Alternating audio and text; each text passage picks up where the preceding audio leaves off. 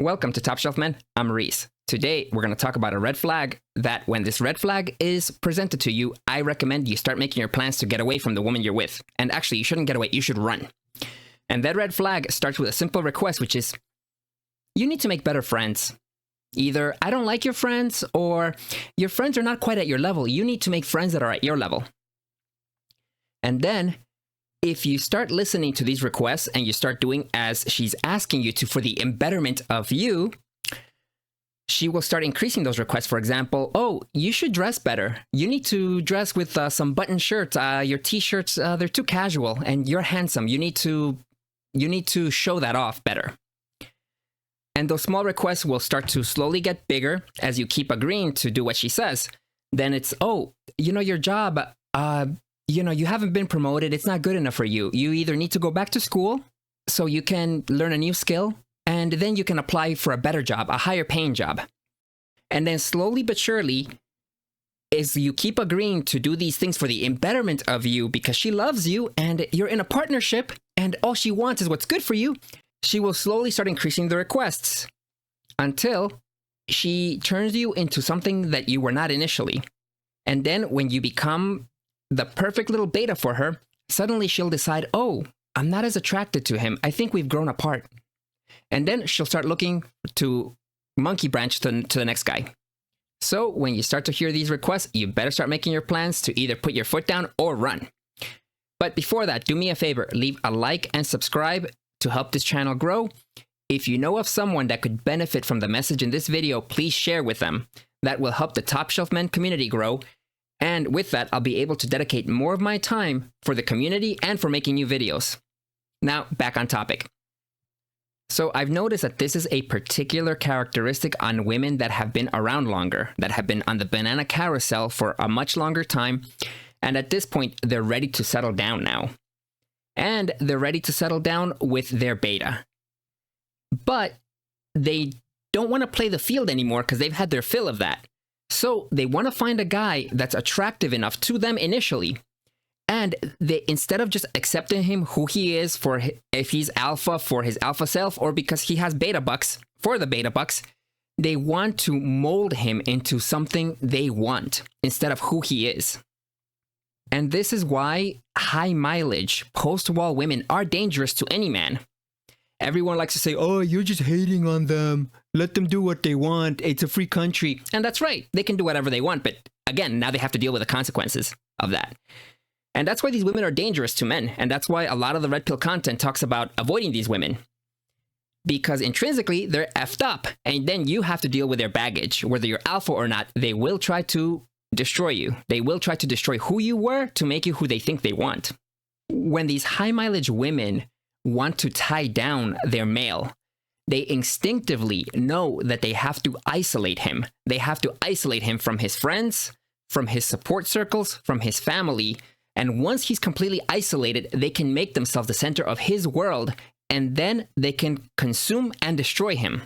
And in my experience, it starts with isolating him from his friends, because that's the easy ask. It's harder to separate a guy from his family. It's harder to separate a guy from his job, from who he is. So I've had plenty of friends that I got very close with. We were good buds. We were hanging out multiple times a week. We were talking a lot. Then suddenly they made a girlfriend. And in all these times, their girlfriend happened to be a roastie. She was near or at 30 or past 30. And I can sniff it on them. They were high mileage gals. And immediately I noticed that they started to get cold towards me. They wouldn't respond to my texts. And I'm like, yo, what are you, a girl? Like, are you a girl avoiding me? Like, it's weird because we're two guys. And we're hanging out a lot. And then they all give me the same talk. Well, my girlfriend told me that she saw some text messages you sent, and she says that she doesn't like the things you say, she doesn't like the way you think, and that I shouldn't have friends like you. And my response is, so? Who cares what she thinks? Aren't you your own man? And unfortunately, at the time, these guys apparently, this was the only girl in their life, so they put her on a pedestal. So what she says goes. And that's why they slowly started to drift away. And again, it sucked. I thought these people were my friends. But it also happened to me. I've had a couple of ex-girlfriends that usually after we were intimate, they would say something to me like, well, oh, your friend so-and-so and so-and-so. And I'm like, yeah, what about them? And they're like, well, they're nice and all, but I think you should make better friends. They would always say something along those lines. And I would say, what do you mean? It's like, well, they don't have good jobs, or, they're kind of overweight. So, you need to make friends that are higher level, at your level. Because, those people reflect on you, and you're my boyfriend, so you reflect on me. And I said, well, I don't really care what my friends look like, and I don't care how much money they make, because I'm not looking to bang my friends, because they're guys and I'm straight. I like women. So I'm going to be selective about the women I'm around because I'm interested in them in a different way from how I'm interested with my guy friends. And I remember one of them said to me, well, then maybe I should get a different boyfriend. I should get a boyfriend that is at my level if you're not looking to make better friends. And that was a lesson right there. From these experiences, I realized that women have a sort of sense for men that do not serve the gynocentric social order. So when they are with a man they want to lock down, they do not want their beta to associate with any males that don't serve women. Men that are red-pilled, that naturally don't have an inclination to be like, oh, all women are wonderful. All women's opinions matter. All of them are so smart. And if they sniff this on you, they realize that this could potentially put a hindrance in their plans to lock down their mate. So they want to separate you from them. And if they can accomplish that, then asking you to separate from the other things that make you who you are is an easier task. What gave me this theory was actually my best friend. I have a childhood best friend. We've been best friends since junior high school. And he was deciding to marry a girl. And I hadn't really been, I hadn't met her. But before getting married, he wanted me to meet her all of a sudden. So I met her. She was very nice. And she liked me. She got along with me. And then after he got married and everything, we had a conversation. And he mentioned to me that he calculated me meeting this girl. And I'm like, what do you mean you calculated it? He's like, well, I noticed with you, you are a repellent for shit women. It's just something about you that rubs garbage women the wrong way. And he's seen that with previous girlfriends that he had, that basically immediately they had a hatred for me. So he said, when I decided that I wanted to settle down with her, I wanted her to meet you and I wanted to gauge her reaction to you. Because regardless as to how she acts towards me, referring to him in this conversation, if she meets you and she immediately hates you, that tells me that there's something about her that kind of intrinsically believes in serving a gynocentric order. Something that you just rub these women the wrong way naturally. So he calculated with me meeting her to gauge whether she would be a good wife for him. And so far, it's worked out. They are in a happy, stable marriage. And she respects him. And, he's got to put up with her typical wham and stuff. But it's working out as well as he had hoped. So apparently something about me is a roasty repellent. So back on the topic of roasties isolating their betas. As the roastie continues to betatize her mate, she can start making bigger requests. Oh, he dropped his friends for me. Oh, he changed his jobs for me. Oh, he changed his location for me. Like, I've had stories of men where the relationship was getting a little rocky, and they told me, well, my wife suggested that maybe we should move to another city. We want to be closer to her family. That's usually the excuse I've heard from other men. And then as these guys acquiesce to these requests and they end up moving for the sake of her, now they're isolated from their friends, from their family. They can't even dress the way they like to dress because, well, she told him that for his embetterment, he should dress better, according to her, to what she likes.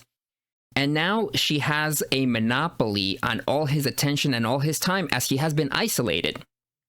And as we all know, when women change a man and they try to mold a man to be exactly what they want, they end up disgusted with their own creation. I like to reference this meme here because it's very true. Mentally speaking, women like things that sound good in their head, but in practice are terrible. I mean, look at all the politics that are geared towards appeasing women. Look at everything in society that has gone towards appeasing women has now turned to crap. because they like things that sound good in their head, but in practice, not so much. So once the beta acquiesces and does everything she asks, he stops being who he was. You'll see these men, they're torn down, they're not really themselves. They love to get to work because it allows them to be away from her, away from the kids, away from the house, because they can be themselves for a little while they're at work, which is pretty terrible because, you know, they're being paid for their time, so they can't really be themselves, but that's as close as they can get to it. And then once these women, these roasties, have made their perfect beta, suddenly they decide, oh, I don't like him so much anymore. I guess the magic is just gone. But you know what? Kevin from sales, Chad or Tyrone on vacation, they're looking kind of attractive and fun. So let me flirt with them a little bit and see where that goes. And then once these roasties have taken a man's identity completely away from him, then they decide, well, let me throw him away. Let me have a night of excitement and throw... This man has dropped everything for me, but my feelings changed. So because my feelings are important because I'm solipsistic, then, well, let me have fun with Chad and Tyrone and see what happens. And this is the process that ends up destroying men, where they end up getting divorced, paying alimony, where they end up self-deleting. That's why I wanted to talk about this topic, and that's why I think this topic is important, because men need other men as a support system. Because remember, we all communicate differently. When women communicate, they just want to talk. They want to let their feelings out. When men communicate, we want input. We want feedback. We want somebody else's opinion or advice or something that can be actionable. Women don't like that. So it all starts with isolating their man from his friends, from his family, from who he is. Because once they manage to isolate him, they can get him to do whatever they want. And I've seen this behavior always coming from high mileage roasties. I guess they've ridden the banana carousel for way too long, and now they're too empowered to compromise with a man, so they want to take someone that they can slowly beta-tize to make him into their dream man, because they have no time to waste. Because, well, before when they were just having fun, they weren't ready to settle down. So, what have your experiences been with a roastie trying to isolate a friend from you, or an ex-girlfriend that tried to isolate you from your friends and family? Let us know in the comments below. Also, if you're having relationship issues, feel free to reach out to me at topshelfmen.com/counseling. Write me a note and I might make a response video about it, and you will be anonymized. Leave a like and subscribe to help the channel grow. This will allow me to make more videos for you guys. This is Reese. See you next video, guys. Peace.